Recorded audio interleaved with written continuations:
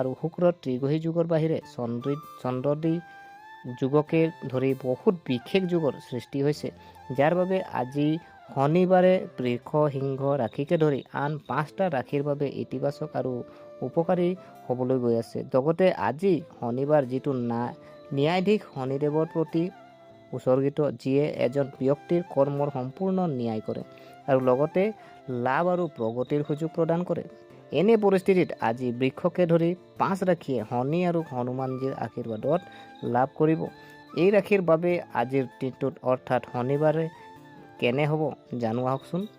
প্ৰিয় দৰ্শক, আজি সূৰ্য, বুধ আৰু শুক্ৰ একেলগে মীন ৰাশিত উপস্থিত হৈ বুধাদিত্য ৰাজ্য গঠন কৰিব। ইয়াৰ উপৰিও চ'ত মাহৰ কৃষ্ণপক্ষৰ প্ৰতিপদ তিথি আৰু আজিৰ দিনটোত চন্দ্ৰদী যুগ আৰু হস্ত নক্ষত্ৰৰ শুভ সংমিশ্ৰণ ঘটিছে, যাৰ বাবে গুৰুত্বও বাঢ়িছে। বৈদিক জ্যোতিষৰ মতে বৃষ আৰু সিংহ ৰাশিকে ধৰি 5টা ৰাশিৰ জাতক জাতিকাৰ গঠিত হোৱা শুভ যুগৰ সুফল লাভ কৰিব। এই ৰাশিয়ে চাকৰি আৰু কৰ্মক্ষেত্ৰত উৎকৃষ্ট সুযোগ লাভ কৰাৰ লগতে আত্মবিশ্বাস আৰু সৃষ্টিশীল ক্ষমতাৰ পৰাও লাভৱান হ'ব পাৰিব। ৰাশিৰ লগতে কিছু জ্যোতিষৰ প্ৰতিকাৰো দিয়া হৈছে। এই প্ৰতিকাৰসমূহ আপুনি যদি কৰে, ৰাশি ফলত শনিৰ স্থিতি সুদৃঢ় হ'ব আৰু বজৰংবলীৰ আশীৰ্বাদতো আপোনাৰ ওপৰত থাকিব। কাইলৈ অৰ্থাৎ আজি আপোনাৰ কোনবোৰ ৰাশিৰ বাবে অৰ্থাৎ 15 মাৰ্চ ভাগ্য ভাল হ'ব জানো আহকচোন। বৃষ ৰাশিৰ জাতক জাতিকাৰ বাবে যদি চোৱা হয় দিনটো কেনেকুৱা হ'ব। আজি অৰ্থাৎ 15 মাৰ্চ বৃষ ৰাশিৰ জাতক জাতিকাসকলে সৃষ্টিশীল হ'ব আৰু নিজৰ সামৰ্থ্যৰ দ্বাৰা উপকৃত হ'ব। আপোনাৰ কলাত্মক ক্ষমতাৰ উন্নতি ব্যৱহাৰ কৰি ইয়াৰ পৰা আপুনি লাভৱান হ'ব পাৰে। নিয়োজিত জাতক জাতিকাসকলে নিজৰ পৰিকল্পনা সফলতাৰ ৰূপায়ণ কৰিব পাৰিব। ব্যৱসায়ীসকলে নতুন চুক্তি আৰু লাভৰ সুযোগ লাভ কৰিব, যিয়ে তেওঁলোকৰ অৰ্থনৈতিক অৱস্থা শক্তিশালী কৰিব। ধৰ্মীয় ভ্ৰমণৰ পৰিকল্পনা হ'ব পাৰে। বন্ধু বান্ধৱীৰ পৰাও সমৰ্থন পাব।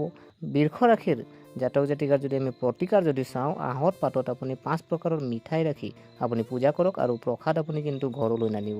সিংহ ৰাশিৰ আমি যদি চোৱা হয়, সিংহ ৰাশিৰ জাতক জাতিকাৰ বাবে 15 মাৰ্চ কেনেকৈ হ'ব। আজি দিনটো যদি সিংহ ৰাশিৰ আমি জাতক জাতিকাৰ বাবে আৰ্থিক বিষয়ত উপকাৰী হ'ব।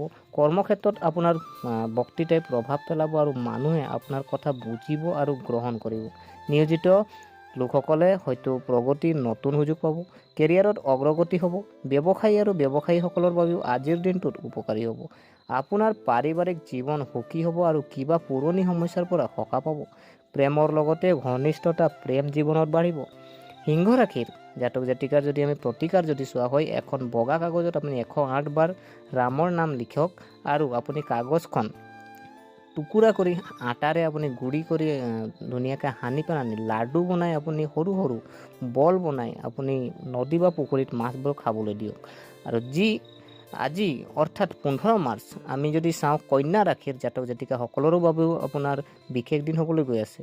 আপুনি আত্মবিশ্বাস আৰু শক্তিৰে ভৰি পৰিব আৰু আপোনাৰ নেতৃত্ব ক্ষমতাও আজি আকৰ্ষণীয় হ'ব, যিয়ে আপোনাক উপকৃত কৰিব। আপোনাৰ কঠোৰ পৰিশ্ৰম কৰ্মক্ষেত্ৰত ফল দিব। পাৰিবাৰিক জীৱন সুখদায়ক হ'ব আৰু ঘৰতে কিছু শুভ কাম হ'ব পাৰে। প্ৰেমত আপোনাৰ জীৱনত আজি প্ৰেম আৰু সমৃদ্ধি থাকিব।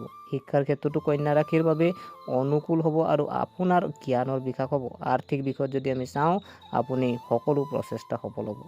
কন্যা ৰাশিৰ আমি যদি শনিবাৰৰ দিনটো যদি প্ৰতিকাৰ আমি যদি চোৱা হয়, দুৰ্গা সপ্তশতী আপুনি পাঠ কৰি হনুমানজীৰ চৰণত আপুনি নাৰিকল এটা আগবঢ়াওক। প্ৰিয় দৰ্শক, আজিৰ অৰ্থাৎ 15 মাৰ্চ বৃশ্চিক ৰাশিৰ জাতক জাতিকাৰ বাবেও আশা কৰাতকৈ অধিক সফল হ'ব। কৰ্মক্ষেত্ৰত আপোনাৰ কাম আৰু দক্ষতাক শলাগ লোৱা হ'ব। আপোনাৰ আত্মবিশ্বাস বৃদ্ধি হৈ থাকিব। বিষয়াসকলে আপোনাৰ পদোন্নতি আৰু দৰমহা বৃদ্ধিৰ কথা বিবেচনা কৰিব পাৰে। ব্যৱসায়ীসকলে ভাল লাভ কৰিব আৰু যিকোনো বাকী থকা ধনো আদায় কৰিব পাৰিব। পাৰিবাৰিক জীৱন সুখদায়ক হ'ব আৰু ঘৰত কোনোবা আলহী বা বন্ধুৰ আগমনে সুখৰ পৰিৱেশ সৃষ্টি কৰিব। আৰ্থিক অৱস্থা সুদৃঢ় হ'ব আৰু বিনিয়োগৰ সুবিধা পাব। শনিবাৰে আপুনি বৃশ্চিক ৰাশিৰ জাতক জাতিকাসকলৰ বাবে প্ৰতিকাৰ যদি আমি চাওঁ, ভগৱান শিৱক আপুনি পূজা কৰি ৰুদ্ৰ অভিষেক আপুনি কৰক আৰু এজন ভিক্ষাৰীক পাৰিলে আপুনি খাদ্য আৰু শস্য দান কৰক। আজি অৰ্থাৎ 15 মাৰ্চ আমি যদি চাওঁ, মকৰ ৰাশিৰ জাতক জাতিকাৰ বাবেও শুভ দিন হ'ব। ভাগ্যৰ সম্পূৰ্ণ সমৰ্থন পাব আৰু আপোনাৰ যিকোনো বাকী থকা কাম সম্পূৰ্ণ হ'ব। নিয়োজিত জাতক জাতিকাসকলে আৰ্থিক সুবিধা লাভ কৰি সুখী হ'ব। কৰ্মক্ষেত্ৰতো আপোনাৰ প্ৰভাৱ আৰু গুৰুত্ব বৃদ্ধি পাব। ব্যৱসায়ীসকলৰ বাবেও দিনটো শুভ হ'ব। আপুনি হয়তো কিছু লাভজনক সুযোগ পাব পাৰে। আৰু শিক্ষাৰ ক্ষেত্ৰত ছাত্ৰ ছাত্ৰীয়ে সফলতা লাভ কৰিব। ধৰ্মীয় কাম কাজৰ প্ৰতি আগ্ৰহ বাঢ়িব আৰু পাৰিবাৰিক জীৱন সুখী হ'ব।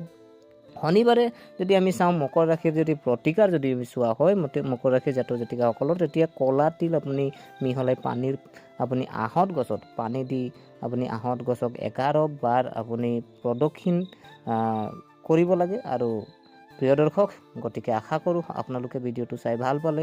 যদি এই ভিডিঅ' আপোনাক কিঞ্চিতো মানুহ লাভান্বিত কৰিছে তেনেহ'লে লাইক কৰিব, শ্বেয়াৰ কৰিব আৰু আমাৰ চেনেলটো ছাবস্ক্ৰাইব যদি কৰা নাই আপোনালোকে ছাবস্ক্ৰাইব কৰি ল'ব আৰু উৎসাহিত কৰিব বুলি আশা ৰাখিলোঁ। পুনৰ লগ পোৱাৰ প্ৰতিশ্ৰুতিৰে আজিলৈ বিদায় মাগিলোঁ।